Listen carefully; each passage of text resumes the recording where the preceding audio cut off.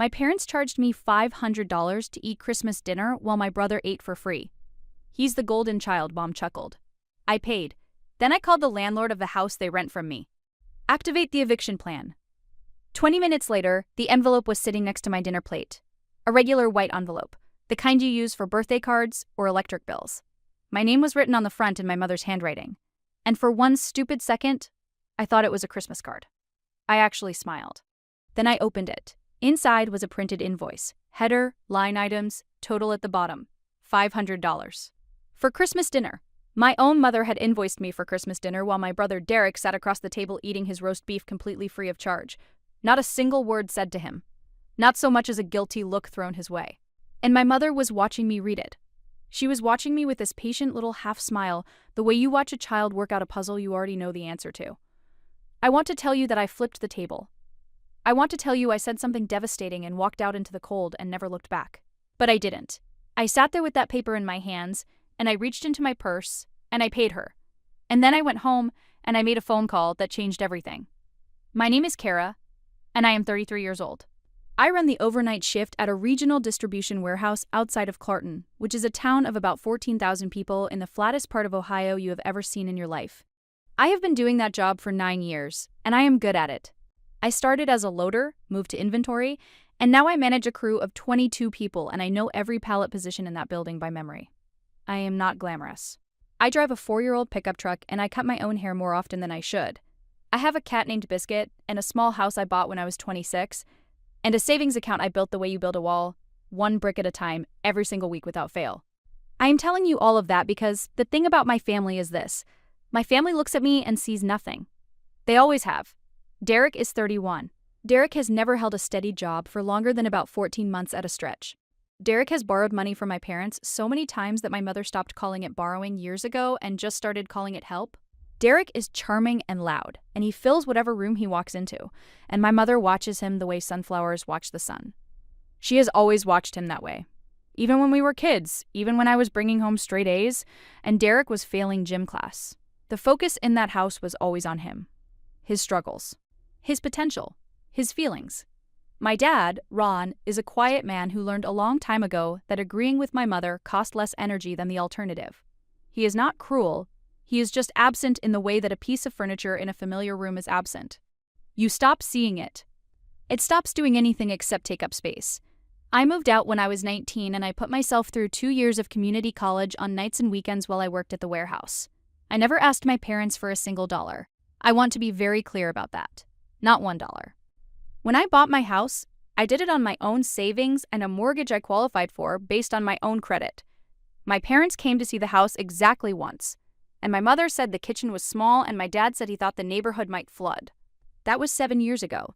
About 3 years after I bought my own place, my parents started having trouble with rent. They were living in a house on Birchwood Court, a 2-bedroom ranch that belonged to a landlord named Phil Gaston. Phil was old-fashioned and he liked my parents because they had been there for years. But Phil died in the spring of that year and his son inherited the property and immediately put it on the market. My parents panicked. My mother called me, which she almost never does unless she needs something. She cried. She said they had nowhere to go. She said she and my father were too old to start over and that Derek was in a difficult season of his life, which apparently was a reason why I needed to solve the problem, even though Derek was a grown adult man and not a child having a difficult season at school. I thought about it for 2 weeks. I did the math carefully, the way I do everything, and then I went and I bought the house on Birchwood Court myself. I paid slightly over asking because there were 2 other interested buyers and I needed to move fast. I became the landlord of my parents' home. I set their rent at $400 a month below what I could have gotten from a stranger on the market, because they were my parents and because some part of me still believed that meant something. I did not tell them what the market rate was. I did not hold it over them, I just sent them a new lease and they signed it. My mother thanked me once, briefly over the phone. Then she went back to mostly calling me when she needed something. I managed that property for 4 years, handled every repair call, got the furnace replaced in year 2, replaced the water heater, fixed the back fence twice, paid the property taxes, handled the insurance, dealt with everything that came up. $400 below market rate every single month for 4 years. I want you to hold that number in your head, because I want you to understand that when I sat down at their Christmas dinner table and found an invoice for $500 next to my plate, I was the landlord. I was the reason they had a house to eat Christmas dinner in, at all. Now let me tell you about that dinner. It was the 23rd of December, because we always did our family Christmas dinner a day or two early so my parents could have Christmas Day free. Derek had driven in from Columbus. He was in the middle of some new venture. Something about app development, which he had explained enthusiastically on his way in, and which my mother had listened to with wide, bright eyes like he was describing a moon landing. I had driven in from Clarton after my shift, and I smelled like the warehouse, and my back hurt. The food was good. My mother is a genuinely excellent cook, and I have never disputed that. There was prime rib and roasted potatoes and green beans and a sweet potato casserole that I used to love as a child. I was already seated when Derek came in, and my mother immediately got up to hug him and take his coat and ask if he was hungry, and tell him he looked thin. She did not hug me when I arrived. She told me there was a hook for my jacket by the door. We ate. It was the usual pattern, which is Derek talking, and my parents listening, and me existing in the background, present enough that no one could be accused of excluding me, but invisible enough that I might as well have been a chair. My father asked me how work was going. I said fine. That was the extent of it. Then my mother asked me to help her clear the plates, which I did, and when I came back to the table there was the envelope, my name in her handwriting. I thought it was a card. It was not a card. I read every line on that invoice. Itemized. Roast beef. Potatoes. Sides.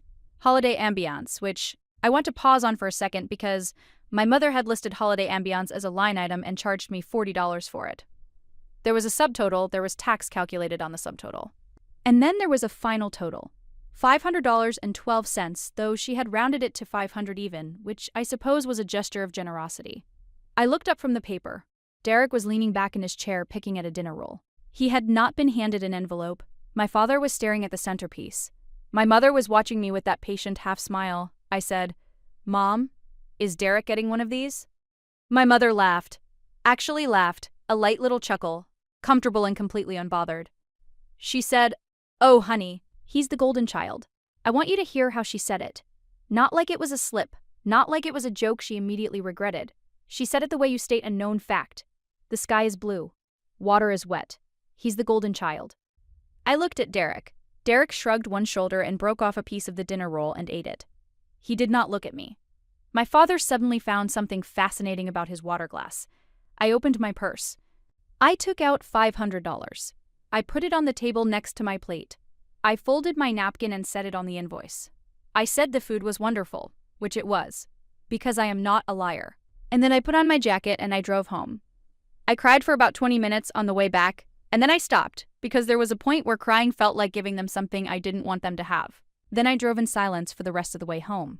When I got inside, Biscuit was sitting on the kitchen counter, looking at me like he always does, with that specific cat expression that implies he finds everything about you slightly disappointing, but is willing to tolerate your presence. I made tea. I sat down at my kitchen table. I stayed there for a long time. The thing about growing up invisible is that you develop this very particular internal stillness. Most people, when something bad happens, they feel it and it moves through them like a storm. For me, it is more like the thing settles into me slowly, layer by layer, the way sediment settles in still water. I sat with $500 and he's the golden child, until both of those things had settled all the way down to the bottom of me. And once they were down there, resting on everything else that had already settled over the years, I started thinking very clearly. I thought about 4 years of below market rent, about the furnace and the water heater and the fence and every repair call I had answered and every property tax payment and every insurance renewal. I thought about what the market rate for a 2-bedroom ranch on Birchwood Court actually was, and what $400 less than that added up to across 4 years. And then I thought about the fact that somewhere in my filing cabinet there was a lease agreement, with my name on it, and a clause I had added on the advice of the attorney who drew it up, a clause that I had never used and had honestly never expected to use. I called the clause the eviction plan. I had put it there because the attorney said it was standard and because I was buying a property and I needed to protect the investment. It was never supposed to be anything except words on a page. I got up and I went to my filing cabinet. I took out the folder for the Birchwood property. I read every page. The lease, the renewal agreement, the addendum from year 2 when we had updated the terms. And yes, right there, on page 4 of the original agreement, the clause was exactly where I had left it. It outlined a specific process for what the attorney had called a formalized vacancy demand. It gave the tenant a fixed number of days from notice. It was all legal, all proper, all put together by a professional I had paid for exactly this purpose. I also remembered something my parents did not know. After 4 years at below market rate, the lease had shifted to a month-to-month agreement. month to month, no fixed term to honor. 30 days notice in writing, and the clock started ticking. I made a list. I had a property manager. His name was Gerald Finch, a former city housing inspector who now managed a small portfolio of residential rentals in the county, including mine. Gerald and I had a good working relationship built on the fact that I was organized, I paid my bills on time, and I did not call him about things I could handle myself. He had told me more than once that I was his easiest client. Gerald answered his phone during business hours. He was thorough, and he was not sentimental. I did not call Gerald that night. I sat with my list and my folder and my tea for another hour. Then I went to sleep, because I needed to think clearly, and grief is terrible for thinking clearly. I slept for 9 hours, which was unusual for me. When I woke up, I felt the specific kind of calm that comes after you have already made a decision, and all you have left to do is carry it out. Then I addressed a completely separate matter, because while I was planning the serious thing, something else had been quietly taking shape in the back of my mind, and it needed to be handled first. Derek had been talking at dinner about a big meeting he had coming up in the new year. A potential investor. He had been very proud of himself about it. He had described this meeting about 3 times across the course of dinner, and each time my mother had added one more superlative to her encouragement. I had sat there and listened to all of it and filed it away. I made a call. I will not tell you the name of the company. They are a small entertainment and event services business, and they deserve their privacy. What I will tell you is that they offer what they describe as custom experiential greetings, which is a very professional way to say they will send a costumed performer to any address you specify to deliver a personalized message of your choosing. I selected a specific package. The package involved a large number of bright yellow balloons. It involved a banner, and it involved a person in a full rhinestone-covered king costume, crown and all, carrying a gold-painted scepter, who would arrive at the specified location and announce loudly and in front of everyone present that he had been sent by the family to honor the one and only golden child Derek. On the occasion of his very important meeting, the banner would read, in letters large enough to read from the back of a room, "Congratulations, golden child." The king would then produce, from a velvet bag, a participation trophy. A real participation trophy, the kind from a trophy shop, with a little plastic figure on top engraved with Derek's full name and the words "Most Special Boy, Eternally." I have thought about the moment that performer walked into Derek's meeting many times. I was not there. But Derek's girlfriend at the time, a woman named Priya, who I had always genuinely liked, texted me about 2 hours after it happened. She said, and I want to be precise here because she was very specific, that Derek had turned the color of a tomato so fast it looked like someone had switched a setting. She said the investor had initially seemed confused and then had laughed so hard he had to excuse himself. She said Derek had tried to explain that it was a mistake, and the king had said, very professionally, that he was instructed to stay for the full 15 minutes per the booking agreement. She said Derek spent those 15 minutes standing next to a velvet-robed king and a participation trophy, while his potential investor composed himself in the hallway. Priya said she had not booked it, but she wished she had. I read that text at my kitchen table, and I laughed for a solid 4 minutes, and then I pulled myself together because I still had serious work to do. I called Gerald Finch on a Thursday morning. He picked up on the second ring, which is very Gerald. "Kara," he said. "Happy New Year. Everything all right on Birchwood?" I said, "Gerald, I need you to activate the eviction plan." There was a pause. Not a long one. Gerald has been doing this for a long time. He said, "You're sure?" I said, "I am sure." He asked if there was a specific issue because documentation helps. I said yes. I told him that my parents had been consistently renting below market rate and that I had recently been charged $500 to eat Christmas dinner while my status as their landlord and the person subsidizing their housing went entirely unacknowledged. Gerald listened without interrupting, which is also very Gerald. Then he said he was sorry to hear that and that he would get the paperwork started. I said, "Gerald, how quickly can you have something sent?"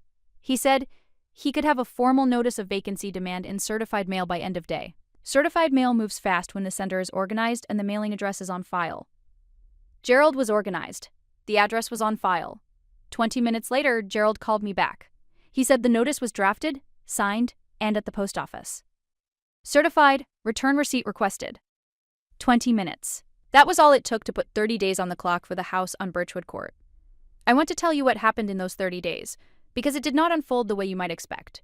The certified letter arrived at my parents' house on a Saturday. My mother called me approximately 4 minutes after I imagined she signed for it.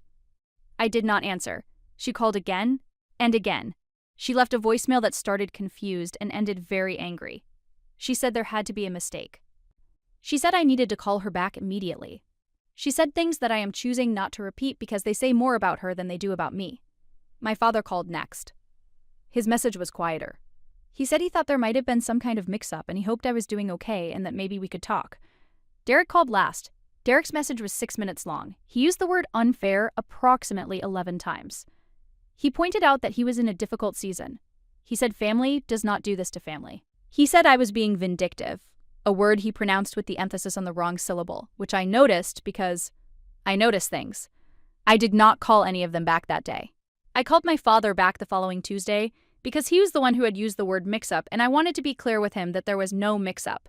Dad, I said, the lease converted to month 14 months ago. Gerald confirmed the notice is valid. I need you to understand that this is real.